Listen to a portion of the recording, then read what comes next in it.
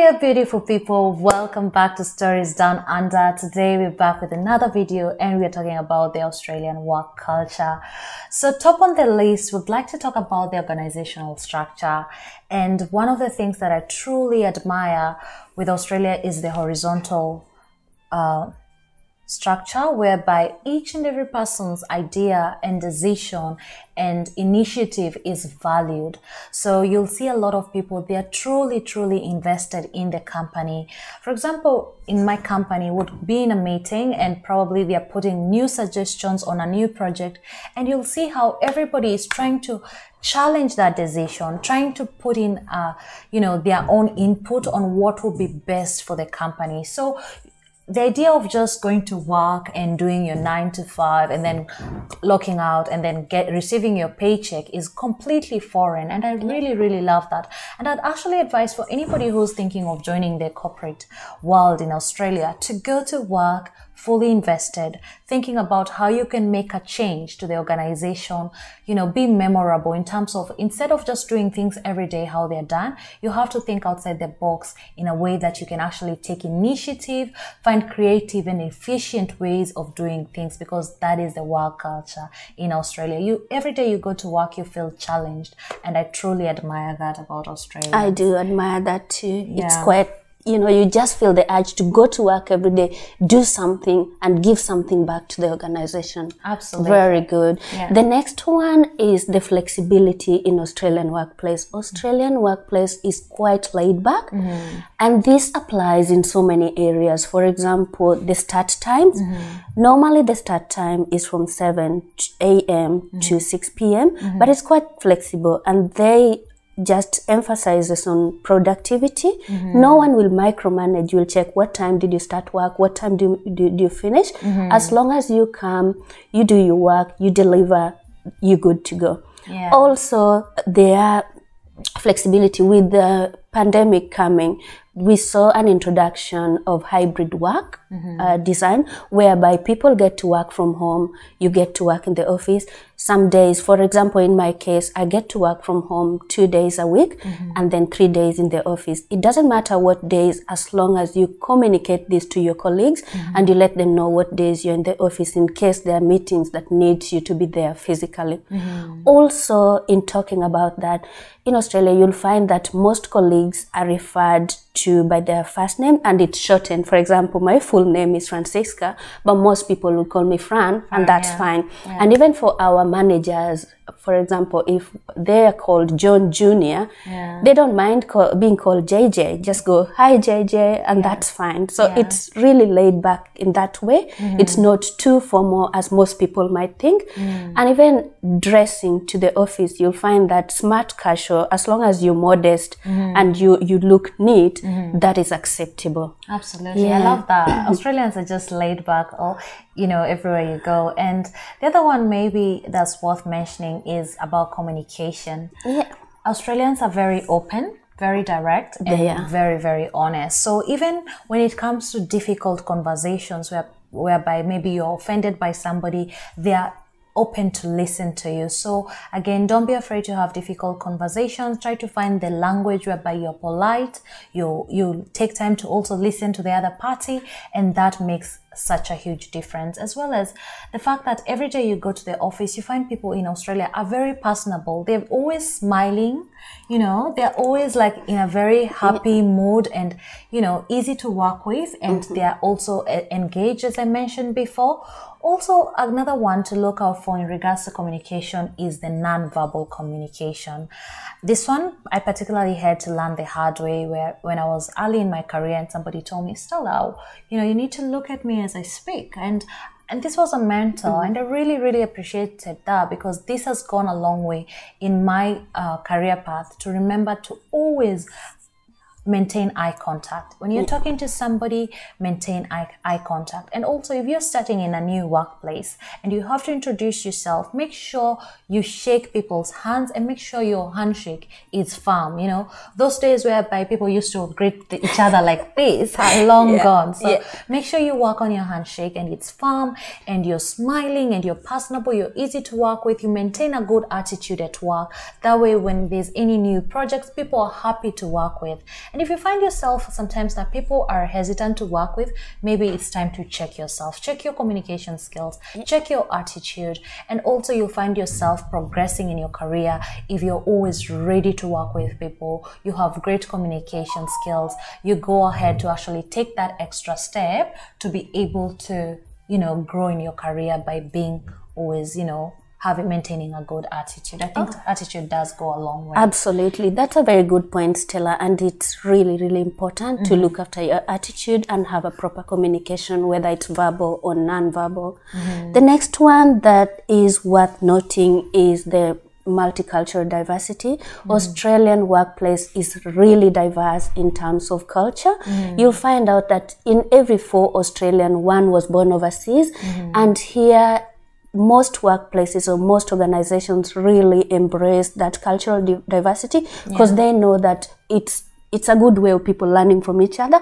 When you get to know about people's culture, people's background, you get a good mix in your organization, a good mix in your team, and it also goes a long way. And in saying that, it's important to be mindful that if you have people from different cultural background, be mindful of joking with words like that points onto people's races, gender diversity, religion. Be mindful because something that can be, tolerated in your culture might not be tolerated in other cultures. Also, be mindful that in Australia workforce, the only official language is English. So even if you meet a colleague who speaks your same language, please do not speak vernacular in the workplace because it is considered unprofessional, inappropriate, and disrespectful to your colleagues. Absolutely, yeah, because I can totally see that because if someone is speaking a language that you don't know, then you assume they're speaking about you, or they are trying to ridicule you. So 100% could be anything, one. Right? Yeah, the other one is the social norms. Australia is big on the coffee culture, especially on days that I used to work in the city. If you in the morning in the city, you just find everybody with a mug of coffee.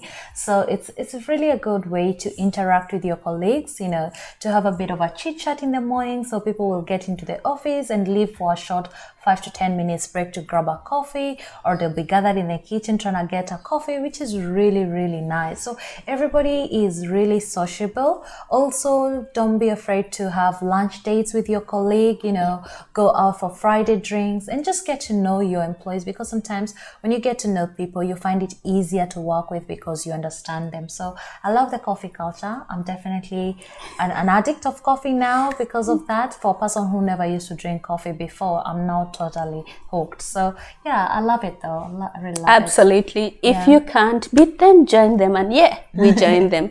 The other one is wages. Australian wages are regulated by Australian Fair Work Commission, and this is reviewed every year. And by saying every year, it's every financial year, 1st of July of the year to 30th of June. The current minimum wage of any adult that is above 21 years is $21.38 per hour. A normal Australian work hour is 38 hours a week. So that would translate to about $812 a week. And on average, minimum wage for Australia is about, for work in Australia is about 62,000 a year. Also, we have performance reviews every year where you get to sit down with your manager, and in such cases you get an opportunity to negotiate your wages or your salary. If you feel like you deserve more, you can openly discuss about that without fear of getting in trouble. Yeah, absolutely. I love that. The other one is, of course, we also have a big culture of encouraging a good work-life balance, whereby, as Fran has mentioned, a lot of companies have now adopted a policy whereby you only have to go to the office for 3 days and work from home 2 days, which has really improved the mental health status and the productivity at work.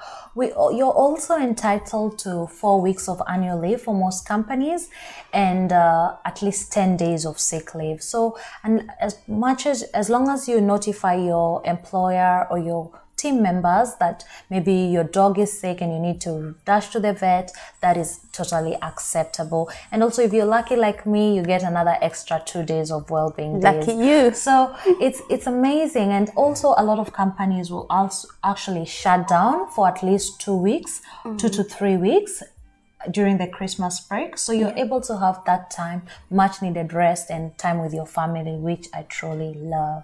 So on that note, would like to just highlight a few things that you need to avoid in the workplace. And at top of your head, Fran, what do you think, what is the most important thing that you need to avoid at the workplace? Yeah, guys, we had to learn the hard way. We don't want you to learn the hard way. There are things that you really have to avoid in Australian workplace. Number one is lateness. No matter what you do, if you have to run, if you have to fly, do not be late for work. Do not be late for meetings. The other thing is using inappropriate language, and this could be green jokes. Sometimes some jokes in your culture can be normal, especially maybe if you touch on people's races, religious background, body shaming, things like that are not taken slightly in Australia because they have very strong anti-discrimination laws.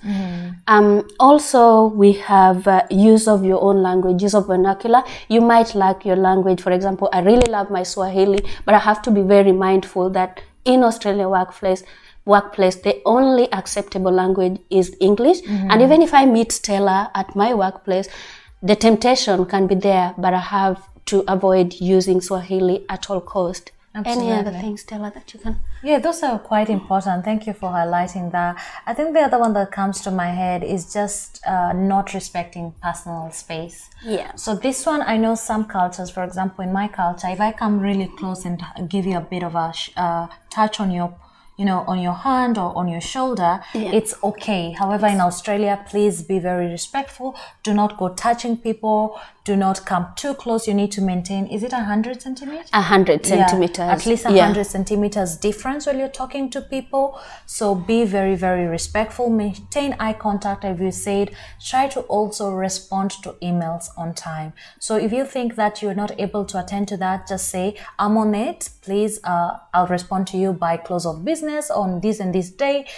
Try to just communicate. Also, if you're having problems with maybe your boss is delegating too many things, have a conversation with your boss. Tell them, well, this is the list of things that I need to accomplish. Could you help me prioritize? That way, you're keeping them in the loop. You're telling them, well, you need to work on this. That way they know that not that you're wasting the time or you're not delivering, is that. And you'll see they'll help you because they'll go like, oh, maybe you don't need to do this. I can help you with that and just focus on this. And communication is key, of course.